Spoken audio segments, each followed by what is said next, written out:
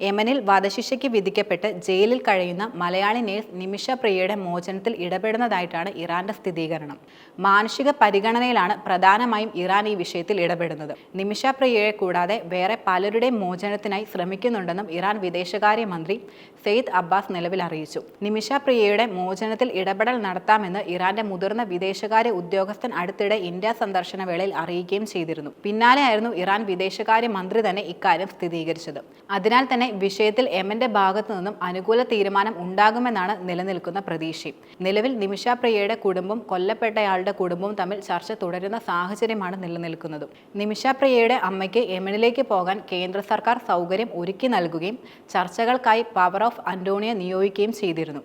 ഒരു അഭിഭാഷകന്റെ സഹായവും വിദേശകാര്യ മന്ത്രാലയം ഉറപ്പാക്കിയെന്ന് കേന്ദ്രമന്ത്രി കീർത്തിവർദ്ധൻ സിംഗ് കഴിഞ്ഞ ദിവസം രാജ്യസഭയിൽ അറിയിച്ചു.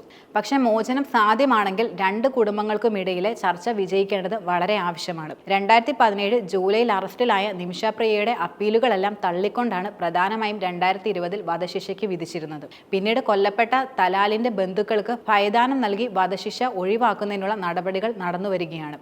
ഈ സാഹചര്യത്തിനിടയിലാണ് യമൻ പ്രസിഡന്റ് വധശിക്ഷ ശരിവെച്ചെന്ന റിപ്പോർട്ടുകൾ പ്രധാനമായും പുറത്തുവന്നത്. തലാലിന്റെ ബന്ധുക്കളുമായി ചർച്ച നടത്തി മോചനം സാധ്യമാകുന്നതിനായി നിമിഷപ്രിയയുടെ അമ്മ ഇപ്പോഴും യമനിൽ നിൽക്കുകയാണ്.